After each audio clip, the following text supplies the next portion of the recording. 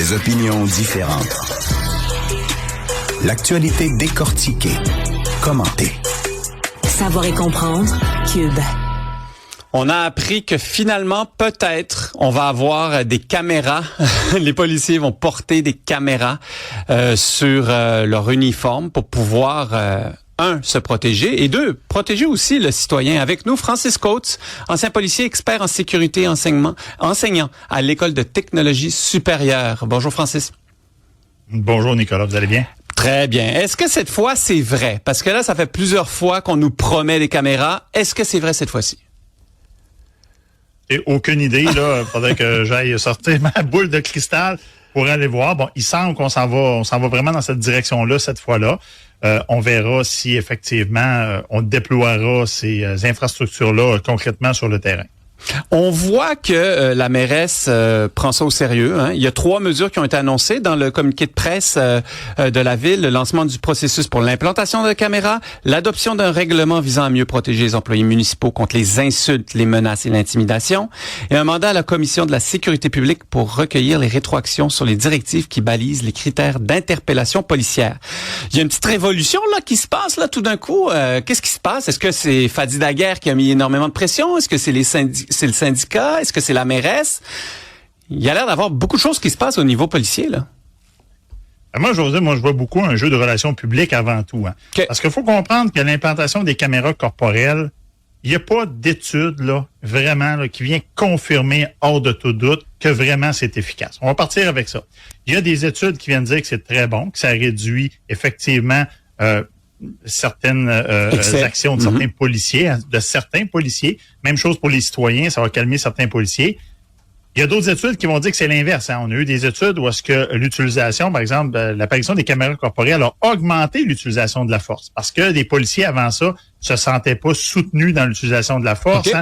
Sentaient pas qu'il y avait assez de témoins de leur côté. Alors là, à partir du moment où j'ai une caméra corporelle sur moi qui filme ce que je vois en partie, ben ça peut venir me rassurer de dire, regarde, je sais que académiquement, au niveau des techniques enseignées, je devrais, par exemple, ouvrir le feu sur le suspect. Okay. Là, je me gardais une gêne, je me mettais à risque, hein, parce que quand on tire pas sur un suspect, c'est pas parce que c'est une bonne décision nécessairement. Des fois, on se met à risque, on met à risque les citoyens. Et là, on a des gens qui vont prendre la décision de dire, ben maintenant, je suis plus à l'aise de faire ce qu'on m'a enseigné parce que j'ai une espèce de témoin sur moi là qui est pas qui pourrait me protéger par. Donc les études vont des deux côtés, Nicolas. Fait que c'est pour ça que je vous dis que c'est très, très c'est mitigé pour moi ce matin. D'autant plus qu'oubliez pas une affaire. Hein. Au Canada, on a à peu près 9% des gens qui ont un casier criminel. Fait que à ça, rajouter des gens qui sont pas fait pogner, rajouter des gens qui ont eu une absolution inconditionnelle, etc.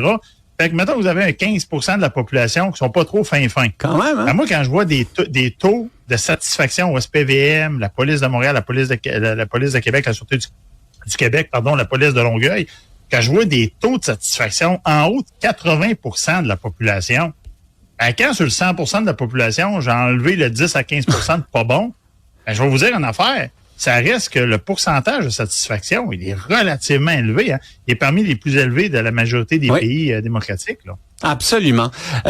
Les policiers eux-mêmes, ils sont d'accord avec ces caméras-là? Écoutez, moi, je suis un policier retraité, là. Avant que je rentre dans la police, quand j'étais à l'Institut de police du Québec, hein, avant l'École nationale de police du Québec, on nous préparait à l'arrivée. C'était incessamment qu'on allait avoir des caméras corporelles. Tu sais, je vous parle de ça il y a 27 ans. Ouais. Alors, oui, la majorité des policiers, même aujourd'hui, il y a des policiers, puis ils sont pas censés le faire. Mais il y a des policiers qui vont utiliser, par exemple, le téléphone personnel, vont le mettre dans la poche, ils vont filmer l'intervention, ils vont enregistrer l'audio. Ça existe. Ah, déjà? La majorité des policiers que moi je connais, c'est l'inverse. Là. Go, mettez-nous-en des caméras corporelles. Parce qu'au Québec, et il faut faire une grosse distinction, on compare souvent avec ce qui se passe aux États-Unis, hein, l'affaire Floyd, etc. Ouais. Mais au Québec, on a des policiers qui sont très, très professionnels en général.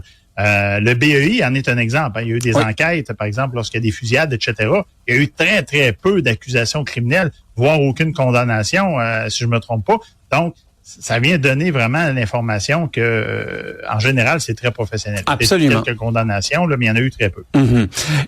Changement de sujet, on va vers les insultes, les menaces et l'intimidation. Autant Alexandre, qui est avec moi en studio, tout le monde en arrière dans la régie. On est tous surpris. Hein? Comment ça se fait que c'était possible de le faire? Il me semble que c'est pas nouveau que les policiers se font insulter. Mais moi, je croyais que tu allais recevoir une contravention ou une amende. Oui. Et là, non. On apprend qu'on peut envoyer chier n'importe qui, désolé du terme, mais c'est ce qu'ils font. Et puis, il se passe rien. Ben, la raison, elle est fort simple. Là, c'est une question idéologique. Il faut comprendre que plus que je mets d'infractions en place, plus que je donne de pouvoir à mes policiers d'intervenir. Alors, si je veux être pas trop pro-police, hein, tu sais, je veux être un peu... faut comprendre que là, à partir du moment que j'autorise les policiers à donner des constats d'infraction, ça vient avec l'autorisation d'employer la force. Il faut comprendre ça aussi. Oui. Là. Parce que si quelqu'un m'insulte, puis je dis, bonjour, vous m'avez insulté, je vais vous remettre un constat d'infraction, je veux votre identité. Et là, la personne dit, non, je te donne pas mon nom, j'ai pas d'affaire de donner mon nom. Le policier, il va pas virer de bord, il va s'en aller. Non. Là, il devra informer la personne que, écoutez, si vous vous identifiez pas en vertu du code de procédure pénale, je devrais procéder à votre arrestation. Va chier, tu me toucheras pas. Là, on va arriver avec un premier contact physique. Alors, ça ouvre la porte ça peut dégénérer. Des interventions physiques, l'emploi de la force. Donc, c'est un outil de plus pour les policiers. Alors, peut-être que dans le passé, la pression publique, je reviens encore à ce que je disais tantôt, la majorité des gens, la quasi-totalité sont satisfaits de leur service de police au Québec. Donc là, peut-être qu'avec les derniers événements qu'on a vus, qui ont été médiatisés, la policière qui s'est fait insulter, etc., ça a mis de la pression politique qui fait que, là, on n'a comme pas le choix. Mais est-ce que ça fait l'affaire des groupes de pression? Moi, je pense que définitivement non. Et pour essayer de sauver les apparences, moi, je me serais attendu à avoir un article insulter un agent de la paix. Voyez-vous, on a noyé un peu le poisson. On a dit, vous savez, on a des problèmes avec les fonctionnaires municipaux en général. Fait qu'on est allé avec un article général. Hein. Tu sais, on veut pas aller sur la place publique et dire, non, écoutez, nous, on défend fermement nos policiers, point final. Tu sais, écoutez, les employés municipaux vivent des situations, ils se font insulter, c'est inadmissible. Puis je suis 100% d'accord avec vous que c'est peu importe le statut de l'employé municipal, que ce soit un agent de la paix ou un inspecteur municipal, c'est inadmissible, point final. Peu importe qui, on insulte juste pas le monde. N'importe qui, là, on s'entend, là. Et ça serait quoi? Ça serait une amende? Est-ce que ça serait une amende? Est-ce qu'il y a d'autres manières ou méthodes punitives que l'amende? T'sais, on va pas mettre le monde en prison pour ça, quand même? Non, ça pourrait aller jusque-là, dans le sens que là, présentement, c'est un constat d'infraction. Ce que les gens auront, c'est un constat d'infraction. Okay. La même chose que vous passez sur un arrêt obligatoire, donc c'est un constat d'infraction. Au lieu d'être au code de sécurité routière, ça va être un règlement municipal qui va être applicable via le code de procédure pénale. Mais ultimement, comme je vous dis, si la personne n'obtempère pas, veut pas s'identifier, continue à insulter le policier, le code de procédure pénale permet une arrestation pour mettre fin à l'infraction, pour identifier la personne. Donc, il y a différents motifs pour faire l'arrestation. Alors, ça pourra ouvrir à aller un petit peu plus loin, mais encore là, ça dépend de la réaction que le citoyen aura. Et quand on parle des caméras corporelles, on dit ça va tout régler. Écoutez, regardez je me rappelle plus du nom de l'individu, là, et qui insultait la policière. Il se filme lui-même. Il avait sa propre caméra personnelle, lui. Il a sa propre caméra. Fait que pensez-vous qu'avec la policière a une caméra, ça va changer quelque chose? Dans ce cas-là, définitivement non. Une chose qui a été passée sous silence, qui est hyper importante dans le communiqué de presse que j'ai lu, c'est la notion de registre privé de caméra. Je ne sais pas si vous avez vu passer ça, mais ça, c'est très intéressant. C'est quoi ce détail? C'est dans la première partie. Donc, dans le premier élément de la mise en place de cette nouvelle politique-là. Le lancement du processus pour l'implantation de caméras portatives au SPVM et la mise en place d'un registre volontaire de caméras privées. Ça a passé sous le radar, mais ça, c'est fichtrement intéressant. Et là, on a vu dernièrement les caméras de lecture de plaques qui étaient installées. Hein. On a parlé de je pense que c'était les caméras Flux ou peu importe, là, qui étaient déployées aux États-Unis, Flux.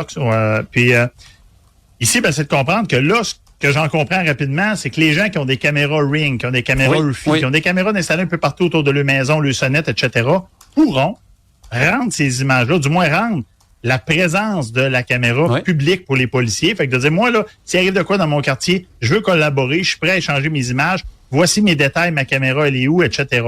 Alors ça, là, c'est hyper intéressant, mais il y a probablement des groupes de pression qui vont trouver que là, on est dans le Big Brother. C'est pas permis en ce moment? On va très loin. Moi, je suis un maniaque de balado true crime, comme on dit. Puis bien souvent, maintenant, les criminels aux États-Unis se font prendre parce que le voisin de la 3e maison à gauche, il y avait une caméra Ring sur sa porte. Et puis, il est passé devant. Puis ici, on n'a pas le droit d'utiliser ces visuels-là, en quelque sorte. Non, c'est pas qu'on n'a pas le droit. C'est que là, ici, mettons qu'il arrive un événement, les policiers devront faire du porte-à-porte, aller voir qui a une caméra, qui en a pas, qui est gentil, qui veut donner les images, qui est pas gentil, mais qui aurait peut-être des bonnes images. Alors, il faudra aller chercher un mandat de perquisition pour aller chercher les images.